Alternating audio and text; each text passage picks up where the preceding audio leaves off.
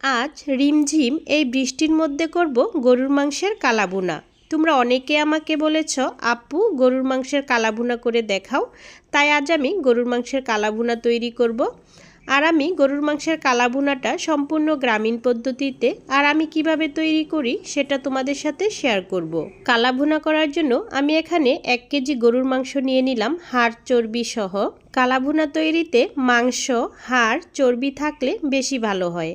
তারপর মাংসগুলো একটু ছোট করে কেটে নিলাম। এখন বৃষ্টির পানিতে মাংসগুলো পরিষ্কার করে ধুয়ে নিচ্ছি।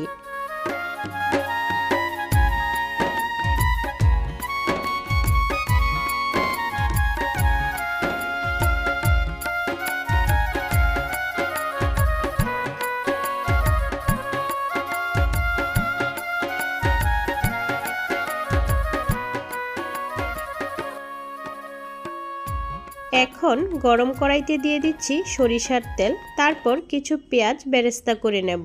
পেঁয়াজগুলো ভাজা হয়ে গেছে, এখন ভাজা পেঁয়াজগুলো নামিয়ে নিলাম। তারপর চুলাটা অফ করে বাকি তেলটা ঠান্ডা করে নেব। এ পর্যায়ে পেঁয়াজ বেরেস্তা করা তেলটার মধ্যে দিয়ে দিলাম গরুর গোস্ত, দিয়ে দিচ্ছি পেঁয়াজ কুচি, আদা বাটা, রসুন বাটা, 2 চামচ ধনিয়ার গুঁড়া, 2 চামচ হলুদের গুঁড়া, 2 চা চামচ মরিচের গুঁড়া, স্বাদমতো লবণ আর পেঁয়াজ বেরেস্তা।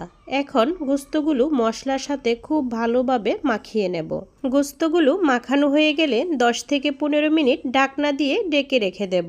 এখন দিয়ে দেব গরম মশলা, দিয়ে দিলাম 3টা তেজপাতা, 4 টুকরো দারচিনি, 7-8টা এলাচ, একটা বড় এলাচ, 7-8টা লবঙ্গ, 8-10টা গোলমরিচ, একটা স্টার মশলা। এখন আবারও মাংসটা খুব ভালোভাবে মাখিয়ে নেব। কালাভুনা তৈরি করার জন্য গোস্তগুলো এমনভাবে মাখাতে হবে মনে হয় যেন মাখানোর মধ্যেই অর্ধেক রান্না হয়ে গেছে। তারপর চুলার তাপটা মিডিয়াম রেখে মাংসের কড়াইটা বসিয়ে দিলাম। আমি কিন্তু এখনো মাংসের মধ্যে কোনো পানি দেইনি, তো দিব একটু পরে। এখন আমি আরেকটি মশলা তৈরি করে নেব। মশলাগুলো হচ্ছে গোলমরিচ আর এটা হচ্ছে খাটাই সস। তো তোমরা কি নামে এই মশলাটাকে চিনো আমি জানি না, তবে আমরা খাটাই সস বলি। তারপর মশলা দুটো খুব ভালোভাবে মিহি করে বেটে নেব আর মাঝে মধ্যে মাংসগুলো একটু নেড়ে চেড়ে দিচ্ছিলাম, কারণ যেহেতু আমি পানি দেইনি, যে কোনো সময় মাংসটা কড়াইতে লেগে যেতে পারে।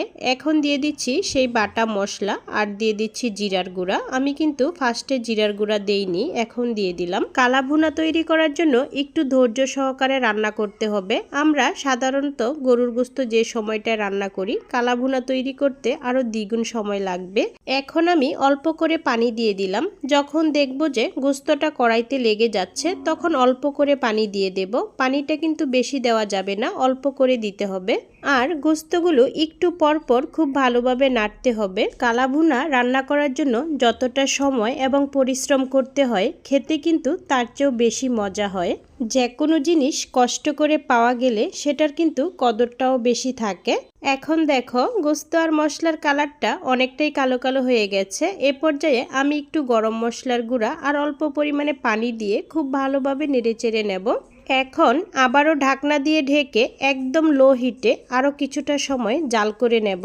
কালাভুনায় কিন্তু মশলার পরিমাণটা বেশি লাগে আর মশলাগুলো ধাপে ধাপে দিলে বেশি ভালো হয়। এখন দিয়ে দিলাম বড় বড় টুকরো করে রাখা পেঁয়াজ। এই পেঁয়াজগুলো শেষে দেওয়ার কারণ হচ্ছে যাতে করে পেঁয়াজগুলো গলে না যায়, গোটা গোটা থাকে। আর অন্যদিকে ভাবি রুটি তৈরি করছে কালাভুনা দিয়ে খাওয়ার জন্য। এখন আবারও কড়াইতে সরিষার তেল দিয়ে দিলাম থেতু করে রাখা রসুন। রসুনগুলো সরিষার তেলে ভেজে তারপর দিয়ে দিচ্ছি কিছু শুকনো মরিচ। মরিচগুলো বেশি পোড়া পোড়া করে ভাজবো না। তারপর কালাভুনাটা বাগার দিয়ে নেব। বাগার দেওয়ার পর বেশিক্ষণ জাল করা যাবে না, বেশিক্ষণ জাল করলে বাগারের যে সুন্দর সুঘ্রাণটা আছে ওইটা নষ্ট হয়ে যায়। তো এখন কালো ভুনাটা রান্না করা আমার কমপ্লিট হয়ে গেছে। দেখো দেখতে কতটা লোভনীয় লাগছে। এখন আমি কালো ভুনার উপরে কিছু পেঁয়াজ বেরেস্তা দিয়ে দিচ্ছি একটু সুন্দর দেখানোর জন্য।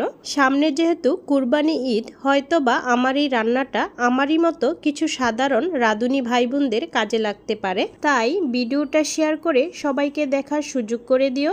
এখন রুটি দিয়ে আমরা সবাই গরুর মাংসের কালাভুনা খাবো। তোমরাও কিন্তু বাসায় তৈরি করে খেও। তো ভিডিওটা ভালো লাগলে ভিডিওতে কিন্তু লাইক দিতে ভুলবে না। আমি তোমাদের বোন, একটা লাইক তোমাদের কাছে চাইতেই পারি। তো সবাই ভালো থেকো, সুস্থ থেকো। আল্লাহ হাফেজ।